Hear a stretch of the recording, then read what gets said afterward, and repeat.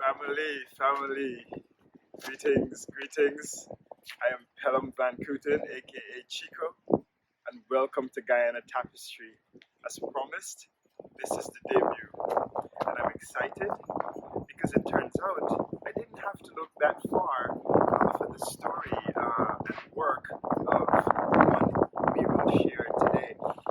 My very own friend, sister, confidant, and former classmate at the University of Guyana, Michelle Nicholas.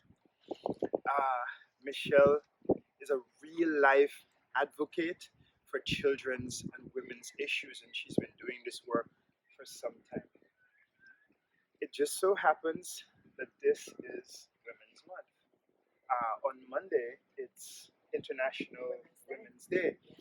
Michelle is woman, as you can see, and an activist in the diaspora, and it couldn't be more fitting for us to initiate this journey with your work, and it gives me pleasure to do exactly that. And so, without any further ado, I want to say Happy Women's Day to women on the front line like yourself, whether you are Guyanese women, American women, Guyanese-American women, and women in general who are out there in the struggle and making a contribution to equality and addressing issues such as the one we'll talk about. So I will pivot to Michelle and allow her to tell you about her work as the executive director of Girls in Westchester here in New York State, and as the founder of Sexual Assault and Family Education Safe Guyana. And these organizations work to empower women and provide support for sexual assault and domestic violence victims and survivors in Guyana and the diaspora. So please, Michelle, go ahead. Well, good afternoon, everybody. My name is Michelle A. Nicholas. As Pelham mentioned, I am the Executive Director of Girls Inc. of Westchester County. I am also the founder and president of Sexual Assault and Family Education Safe Guyana, and I am the CEO of the Nickel Consulting. During this time, it's just so right that we're having this real conversation on the impact and importance of women and girls across, not just Guyana, but across the world. And as the executive director of Girls Inc., we are an organization, an international organization that really spends a lot of time dedicated to making a difference in the lives of the girls we serve. Really kind of looking at helping them in ways, whether it is their life skills, whether it is helping them with crossing barriers and focusing on themselves, creating that opportunity for strong, smart, and bold you. And, with the work that we're doing, I feel so passionate. The fact that as an international organization, we've served over 400,000 girls. And just in Westchester County alone, we've served over 2,500 girls. So, just being able to be part of that conversation. So how does this support show up for these girls? No, I'm glad you asked that question. The reality for us is that we must meet the girls where they are. We spend so much time having conversations at an adult level and not recognizing that we need to have these conversations with the girls, find out where they are, what is happening in their world, really kind of listening, right? Listening to them.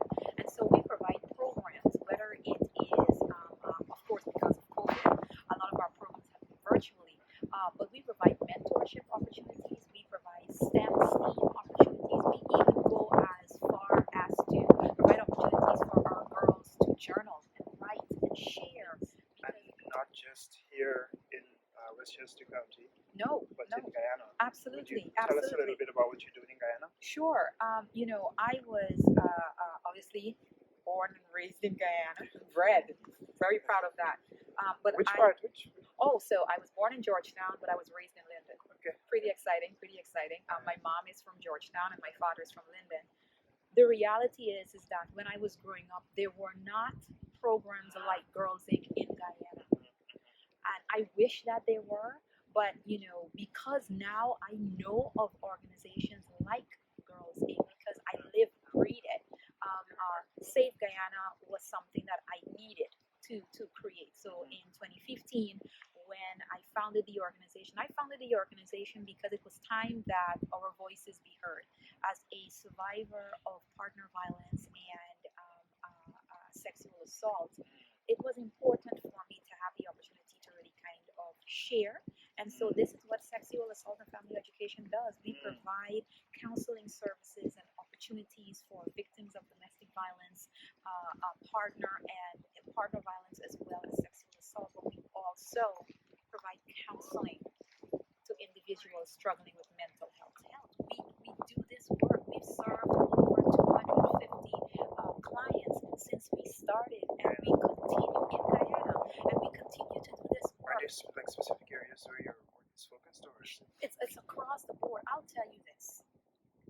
Most of the clients that connect with us, they share with us that the reason that they're contacting us is due to confidentiality. Folks in trust? it's Issues the of trust. trust. It's the trust, because when you are going through something, you know it. I know it. I'm sure your audience member knows it as well. When you're going through something, you're not looking for people to judge you. Right. You're looking for help. And so being able to provide that confidential service, the biggest thing that we could do, or that we do, is listen. Lots of times, victims, let's talk about individuals who are not victims, but individuals who are struggling with mental health. They need you to listen to what's going on. Create a space where it's create comfortable. a safe space for them. The good part about that is that when you are honest with the individuals that you're talking to, there are 10 promises that we ask our clients to make to us before we even start working with them. And when they make those promises to us, we are also making promises to them. And it works. It has worked. It continues to work. And I'm just excited that we are able to serve. I'm excited that the things that we're able to do to be done.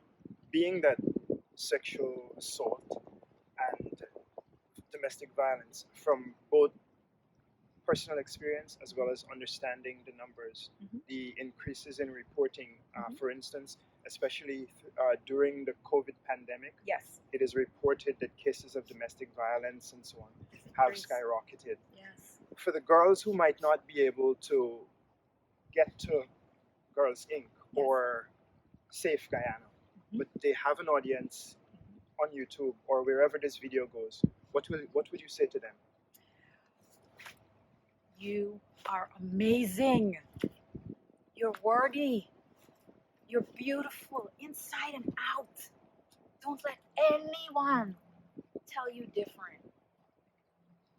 The beautiful part about you is that you're unique and you are true.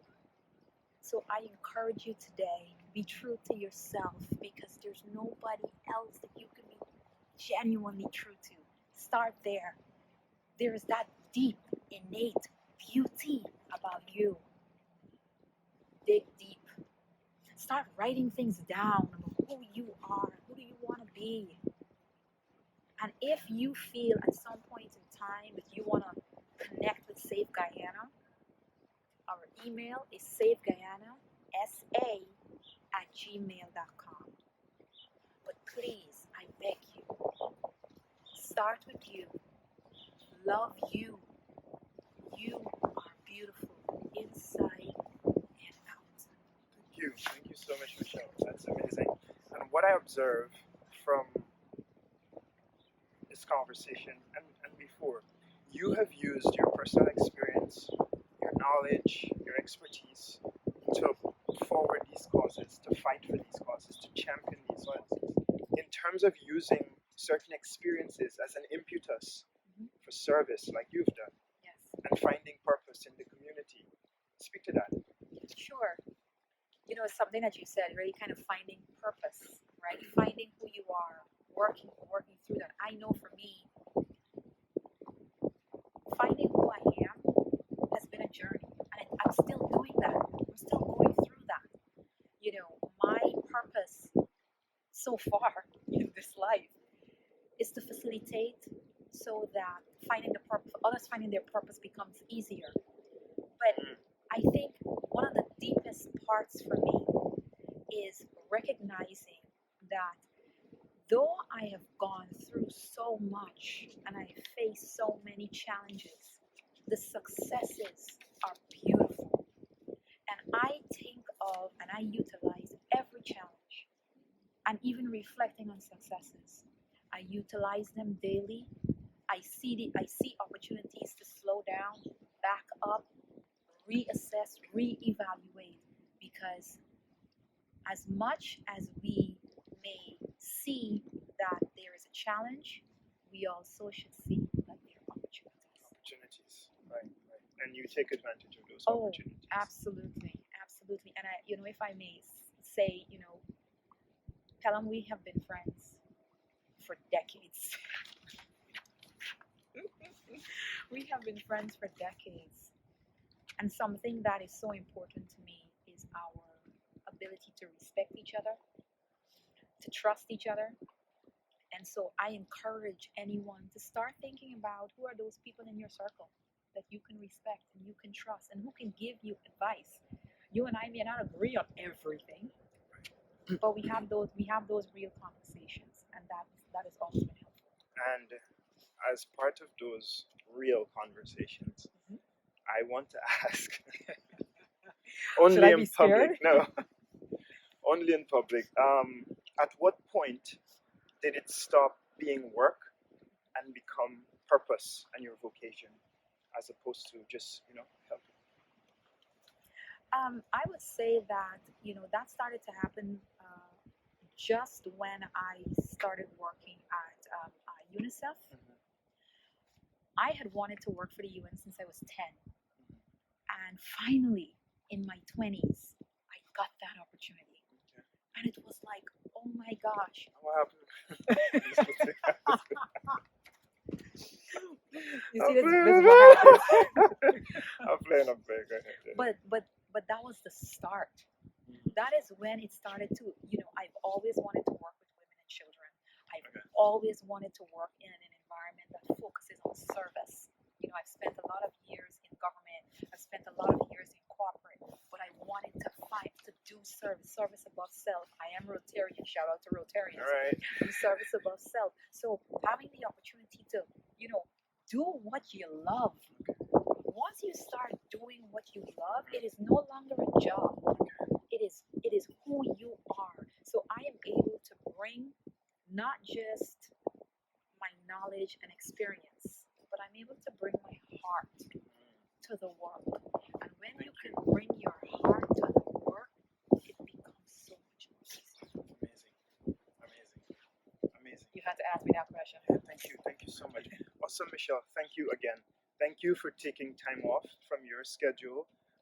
All the busy stuff you're doing. I'm sure you have a busy Only calendar. for you. And if you're watching, you've had the experience to hear some of what Michelle's doing. You shared your point of contact. Mhm. Please reach out if you know someone who is experiencing violence or has experienced violence and in some way can benefit from some of the services Michelle provides. Please reach out to the point of contact. Thank you for watching Guyana Tapestry. Additionally, you see what we'll be doing. This is the type of work we'll be looking at, featuring the work, the journeys of amazing people like my friend Michelle, and someone who's doing good work in the community at whatever level. Ensure that you share that information with me as well at Chico, CHICO, at GuyanaTapestry.com. Or you can email me or at the website or Facebook at Guyana Tapestry, at Instagram at Guyana_Tapestry, any one of those platforms. I look forward to hearing from you. Thank you for sharing with you. GT, one love.